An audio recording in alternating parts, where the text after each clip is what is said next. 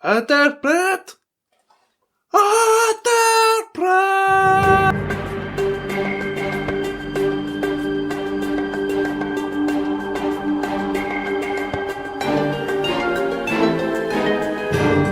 StarCraft, c'est un monument, une perle.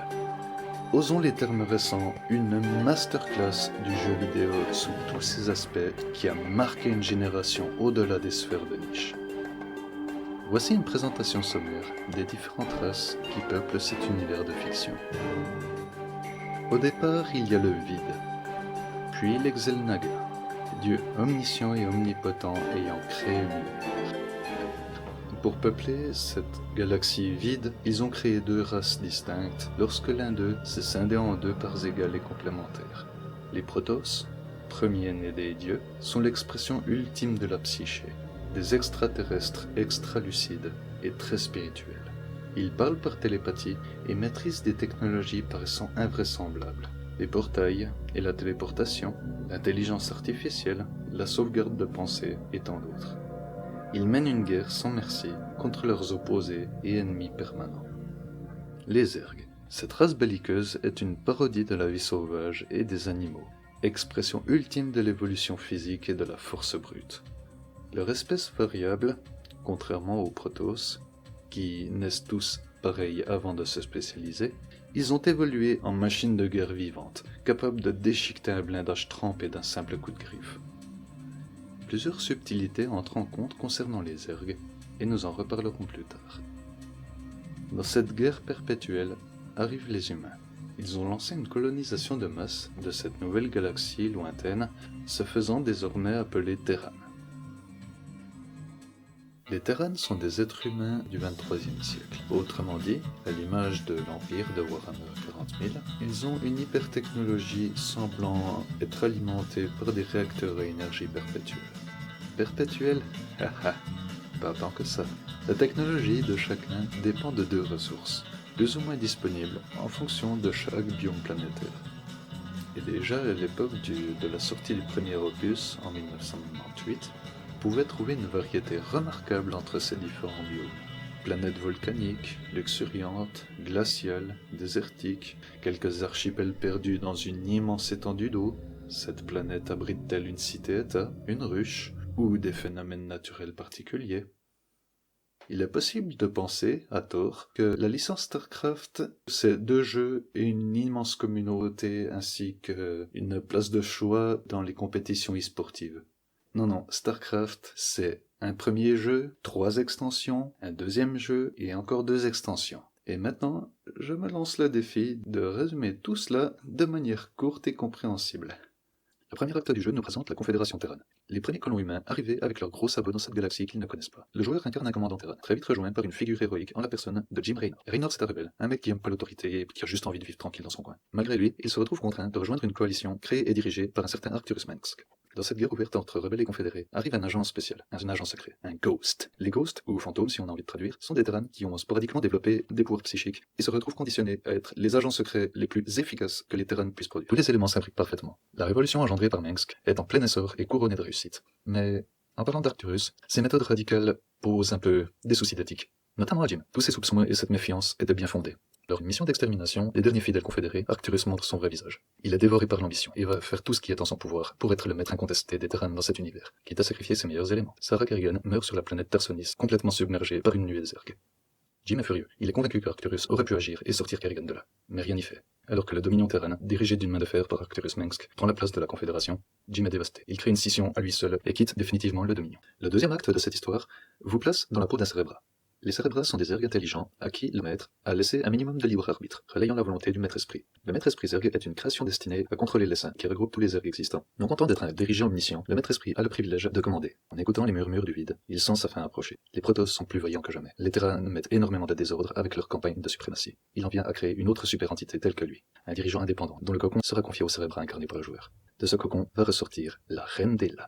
Vous la reconnaissez? La Reine des Lames est puissante, intelligente, tellement efficace que cela en devient absurde. Elle surpasse le maître-esprit 10 fois. Et pourtant, tout comme le maître-esprit avant elle, Elle ne se rend pas encore compte qu'elle n'est qu'un pantin de plus. Le troisième acte de notre histoire se concentre sur les Protoss et s'achève sur une victoire épique. Tassadar, un Templier, une figure d'autorité parmi les siens, sacrifie sa vie pour enfin en finir avec le Maître-Esprit, tel que celui-ci l'avait prévu. La première extension notable de StarCraft s'appelle Broudoir, en traduisant simplement la guerre des nuées, ou de l'essaim. Je dis qu'il s'agit de la première extension la plus significative, car elle a le mérite de faire le lien entre les éléments de StarCraft et de StarCraft 2. Je ne vais pas être exhaustif cette fois-ci. Pour résumer, la Reine des Lames, toujours sous les conseils d'une entité supérieure dont personne ne connaît l'existence, ne fait pas que rassembler les Zerg. Elle s'adresse aussi à d'autres, empruntant le soutien des Terrans via Jim Raynor, qui, non content d'avoir survécu à sa rencontre avec la Reine des Lames, a toujours un peu des sentiments pour elle. Elle appellera à l'aide également les Protoss. Mais pour quelle raison? Eh bien, les raisons sont variables en fonction de chacun, alors que la vraie raison est de les manipuler dans l'espoir d'obtenir ce qu'elle cherche, tout en détruisant ses adversaires de l'intérieur. À la fin de cet opus, un secret nous donne enfin les premiers indices sur cette entité qui semble manipuler tout le monde dans l'ombre. Zeratul, Templier Noir Protoss, se lance dans une quête solitaire, après que les manipulations de la Reine des Lames l'aient poussé à perdre les siens, sa planète, et peut-être même plus encore.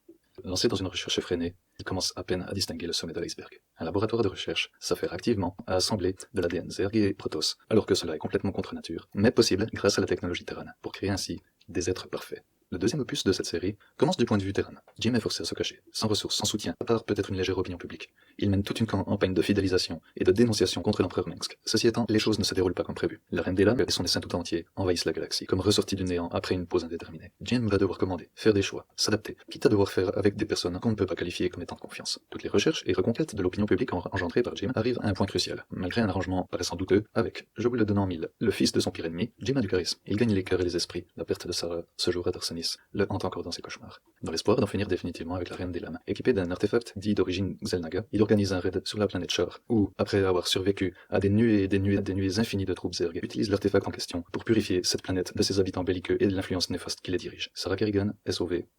Du moins, c'est ce que l'on croit. L'artefact Xel'Naga n'a pas soigné Kerrigan, mais il l'a changé. Une vaste partie de son code génétique Zerg a été démontée et remis à l'état humain. Malgré tout, il y a toujours des restes, des appels, des pleurs désespérés qui résonnent dans ses songes. Alors que se passe une lourde opération du Dominion dans le but de trouver et séquestrer Kerrigan, celle-ci finit par s'enfuir et rompt tout contact avec les Terrans, malgré leurs souhaits et leurs avertissements. Sarah Kerrigan apprend que suite à cette opération et à sa fuite, Jim est décédé. C'est l'événement de trop. Elle se détourne complètement de ses anciens alliés et part à la recherche de ce qui reste de l'essaim. Bizarrement ou non, je ne saurais le dire, les Zerg reconnaissent immédiatement leur reine. Ils reconnaissent qu'elle est différente, qu'elle a perdu en puissance, qu'elle est moins Zerg. Mais pourtant, ils la respectent et lui obéissent au doigt et à l'œil. Durant sa conquête pour le commandement de l'essaim, Kerrigan va voyager dans toute la galaxie, même jusqu'au berceau même de la race Zerg, regonflée, affirmée en tant que reine et directrice des Zerg, mis au fait de tout ce qui se complote dans l'ombre, de l'existence d'un certain Amon dont on ne sait rien, mis à part qu'il vient du vide. La Reine des Lames, Sarah Kerrigan, abat sa vengeance sur Corral, la planète capitale de l'Empire du Dominion. Petite parenthèse, je parlais de cité-état avant. La capitale de Corral, Augustgrad, fait au bas mot la taille des États-Unis. Les États-Unis en entier, pas un État des États-Unis. Juste un petit détail pour vous donner un ordre de proportion. Passons quelques événements. Qu'ils soient Protoss ou Terran, et malgré toute leur réticence, chaque commandant finit par reconnaître que Kerrigan n'est plus la même, et qu'elle est en pleine possession de son libre arbitre. Tout ce qu'elle fait est conscient, et n'a qu'un seul but, détruire définitivement Arcturus et son Dominion. Je m'arrête ici pour vous laisser un peu la surprise de la découverte de l'identité du seul antagoniste de cette histoire, qui mérite ce nom. La morale de cette histoire repose dans la dernière réplique d'Arcturus Mengsk et la réponse que lui donne son interlocutrice. Voici la scène. La Reine des Lames a littéralement dû percer à travers des légions de Terran avant d'atteindre le château d'Augustgrad, demeure de Mengsk, jusqu'à fracturer la porte coulissante du bureau de son adversaire. Il est là, devant elle, vieux, gris, et lui dit « Bonsoir, Kerrigan ». Fidèle à ses principes, il n'a pas l'intention de se laisser prendre. Toute cette mise en scène n'était qu'un gigantesque piège à souris. Une fois que la Reine des Lames est entrée dans son bureau, Mengsk sort une relique du passé, incarnée dans l'artefact Xel'Naga, et l'utilise avec comme fin de pouvoir tuer définitivement son ennemi. Par 2 fois, il appuie sur un détonateur et Kerrigan se retrouve totalement paralysé. Est-ce la fin? Tout ce qu'on a accompli en tant que joueur a servi à rien?